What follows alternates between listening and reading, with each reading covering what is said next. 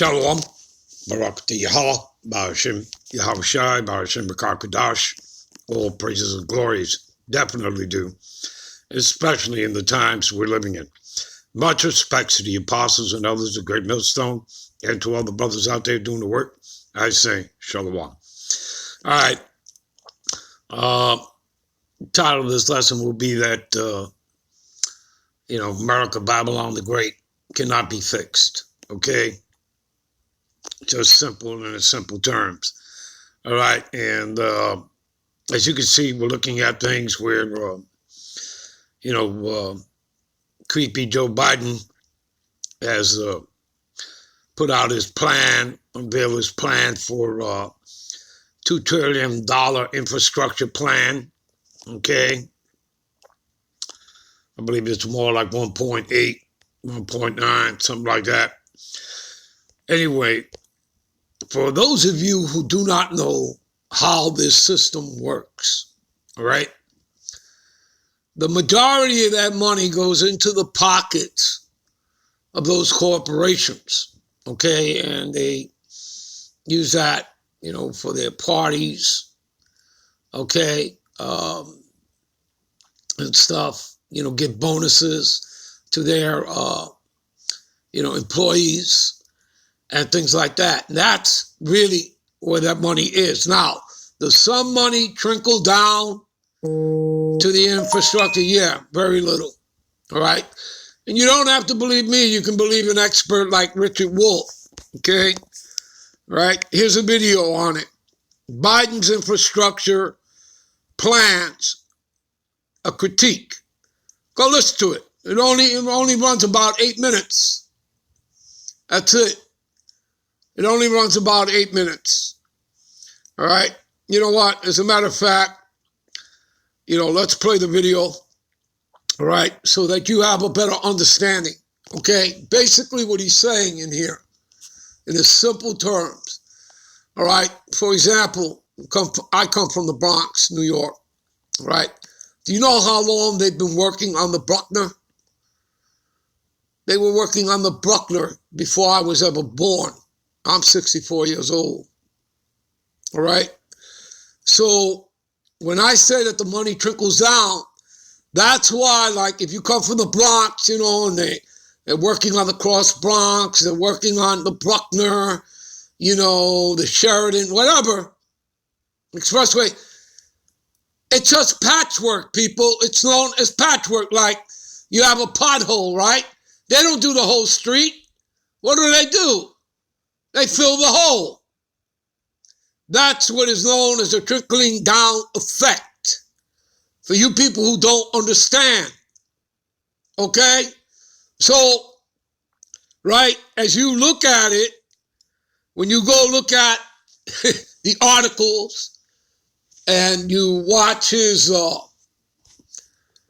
press conferences where he talks about it, that's all it is. That's just somebody talking a good game. It's just like, a coach of a football team.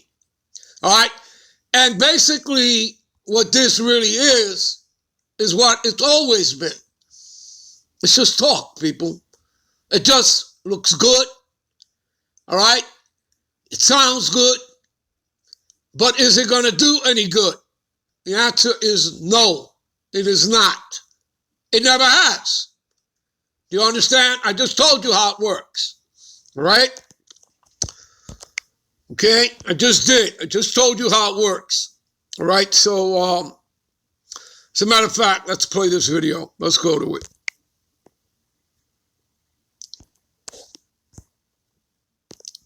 This is Richard Wolff from Democracy at Work with another Wolff Response. I want to talk about the infrastructure program that the Biden administration is now preparing for Congress to consider. It is reputed to be in the neighborhood of $3 trillion over several years, maybe as many as 10. It comes on the heels of the $1.9 trillion relief program, American Rescue, or whatever you want to call it. And so if you put the two together and we assume a bit of a paring down by the Republicans in Congress, we're talking something in the neighborhood of $4 to $5 trillion being spent on rescue, relief, and infrastructure. Before I talk about what this means and why we're even talking about this, spending more on infrastructure than anything else, I want to put it in a context that helps us understand whether this is a big amount of money, as the Biden folks would have us believe, and the Republican opponents would have us believe, or not. And here's a comparison you might want to think about. During the year 2020, which started off with a so-called booming economy, which was then laid low by the COVID viral pandemic, which occupied the rest of that year, 2020, over that year, one of the major indices of stock market performance indicated that in general and overall, adding up all the stocks sold and traded on the stock market, the value of stock holdings in the United States went up about $9 trillion. This is in the year 2020, when we had somewhere between 50 and 60 million Americans facing longer or shorter periods of unemployment, in which millions are still without work, millions more having to take jobs at lower pay, less security, and fewer benefits than they had before, using up whatever savings they might have had, etc. Mass loss for the mass of people, and a booming stock market that gained $9 trillion. And who exactly got the gain?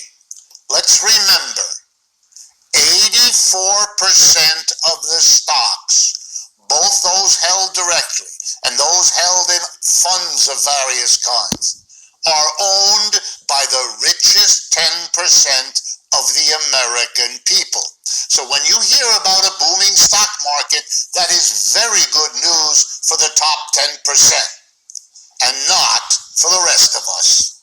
So 2020 was a $9 trillion improvement for the richest people in the country. Compare that to $1.9 trillion in the American Rescue Plan, and perhaps another $2.5 trillion for infrastructure. Not that that will go to the mass of people, as I'll explain in a minute, but it's a context you should keep in mind. Who is getting helped during these hard times a lot, and who isn't? You and I aren't. Now, why do we have an infrastructure problem in America? Why are our roads, our electric wires, our harbors, our train systems, and so on in such bad shape? Well, that too is a product of our capitalist system. You know, the one that gets praised on 4th of July for being innovative and efficient and dynamic and all the rest of it. Here's how it actually works. Politicians, desperate to be elected, pander. They pander first and foremost to the most important folks for them. Corporate CEOs and the rich, the ones who donate most of the money that pays for their campaigns, for their parties, and for the lobbyists who do 3/4 of the work they're supposed to do. They don't want to raise their taxes. That's the deal. We'll give you donations, we'll hire and pay the lobbyists, you don't tax us. So in order not to tax them, they have to do what? Two things. Shift as many taxes as they can onto the rest of us. Those who earn their income by working. Those who have to pay a cigarette tax, a beer tax, a gas tax, for whom that actually matters, as opposed to the rich, for whom it doesn't. And the other thing, here we go now, the other thing politicians do when they don't want to raise taxes on corporations and the rich is they don't try to raise taxes on the rest of us either, lest we get angry. So they don't have more money coming in to offset the loss in taxes, because they won't tax corporations and the rich. And with less money coming in, they can spend less. And one of the areas where they can spend less is on, you guessed it, infrastructure. Nobody notices if you don't maintain the roads. Or to be more accurate, they don't notice for a while.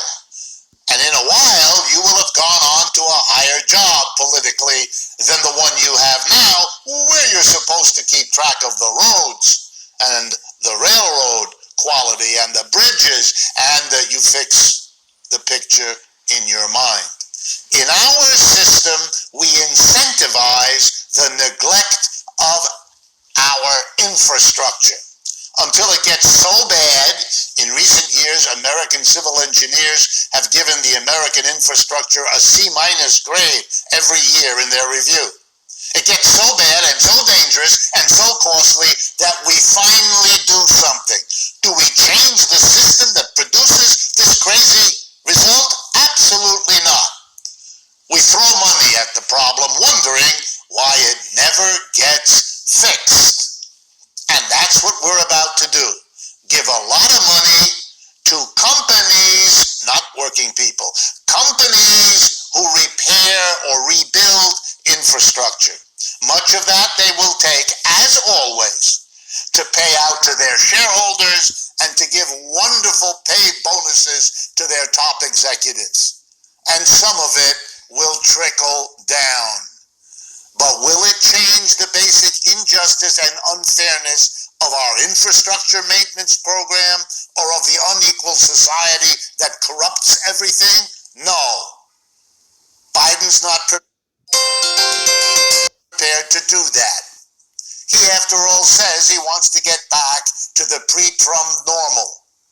And that's what the pre-Trump normal was. And that's why we're in the pickle that we're once again not solving. This is Richard Wolff for Democracy at Work. All right, let's go to back here. Give me a minute.